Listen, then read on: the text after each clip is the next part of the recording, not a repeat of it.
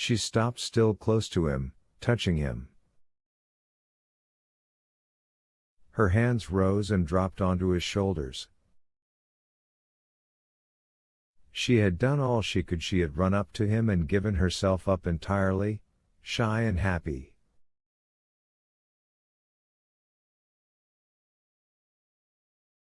He put his arms round her and pressed his lips to her mouth that sought his kiss.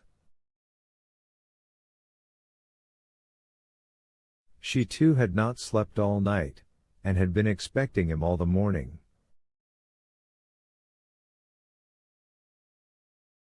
Her mother and father had consented without demur, and were happy in her happiness.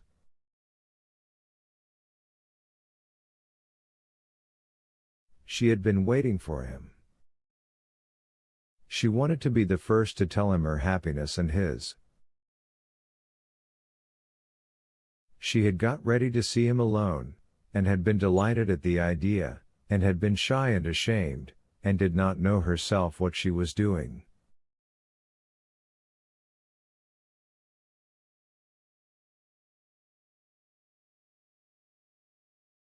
She had heard his steps and voice, and had waited at the door for Mademoiselle Linen to go.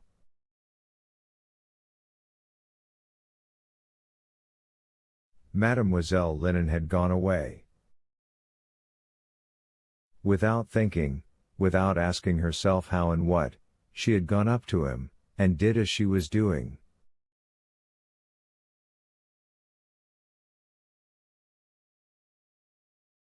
"Let us go to Mamma," she said, taking him by the hand. For a long while he could say nothing, not so much because he was afraid of desecrating the loftiness of his emotion by a word, as that every time he tried to say something, instead of words he felt that tears of happiness were welling up.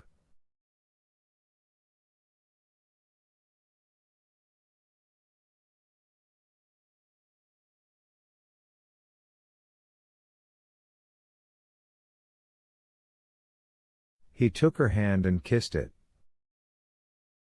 "Can it be true?" he said at last in a choked voice. "I can't believe you love me, dear."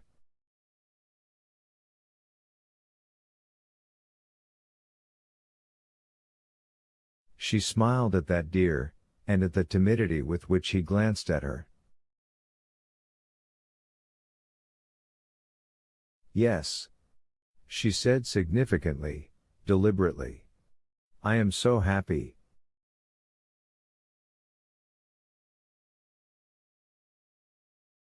Not letting go his hands, she went into the drawing room.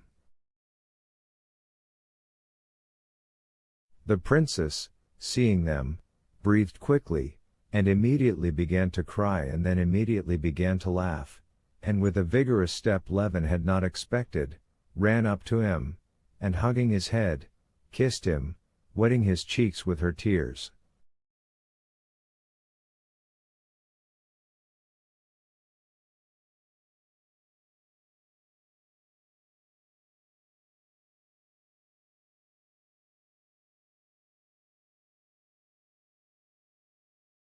"So it is all settled.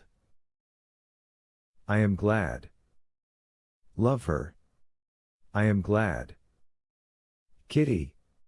"You've not been long settling things," said the old prince, trying to seem unmoved, but Levin noticed that his eyes were wet when he turned to him.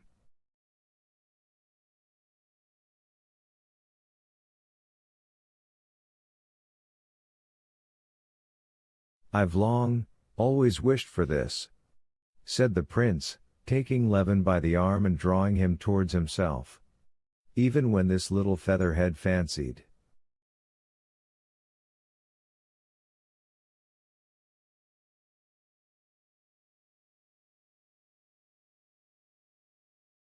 "Papa!" shrieked Kitty, and shut his mouth with her hands. "Well, I won't," he said. "I'm very, very what a fool I am."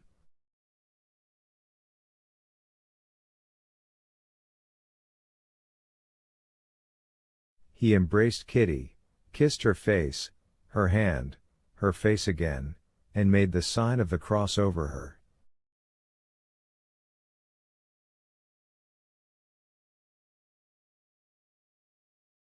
And there came over Levin a new feeling of love for this man, till then so little known to him, when he saw how slowly and tenderly Kitty kissed his muscular hand.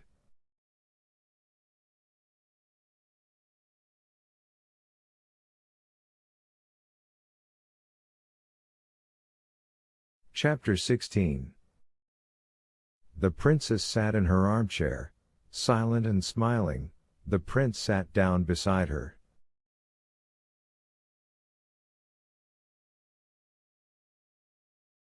Kitty stood by her father's chair, still holding his hand. All were silent. The princess was the first to put everything into words, and to translate all thoughts and feelings into practical questions.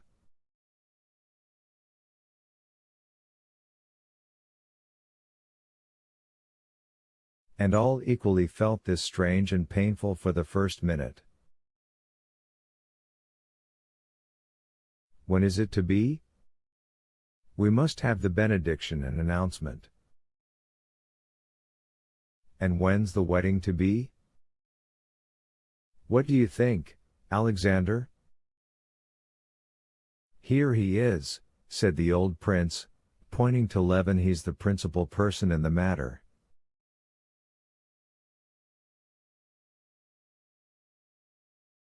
When? Said Levin, blushing. Tomorrow, if you ask me, I should say, the benediction today and the wedding tomorrow.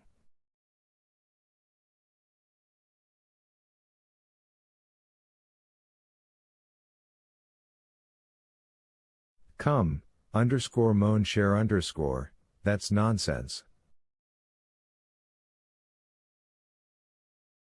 Well, in a week.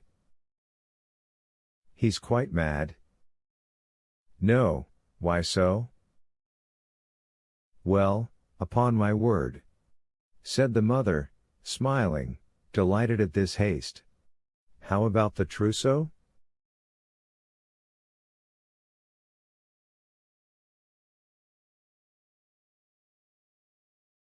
Will there really be a trousseau and all that? Levin thought with horror. But can the trousseau and the benediction and all that, can it spoil my happiness?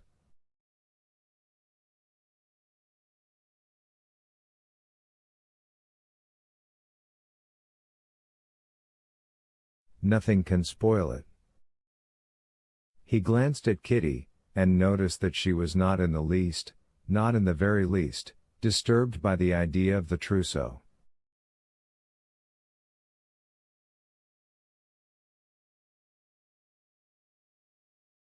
Then it must be all right, he thought. Oh, I know nothing about it, I only said what I should like, he said apologetically.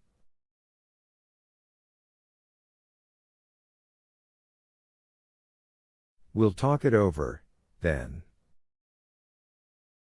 The benediction and announcement can take place now.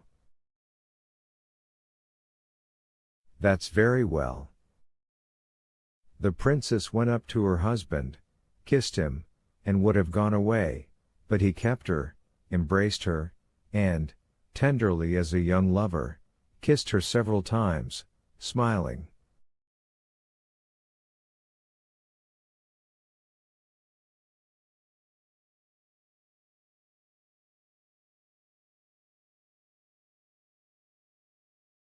The old people were obviously muddled for a moment, and did not quite know whether it was they who were in love again or their daughter.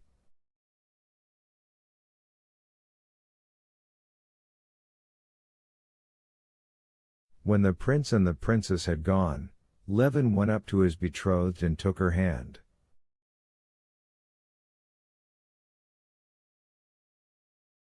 He was self-possessed now and could speak, and he had a great deal he wanted to tell her.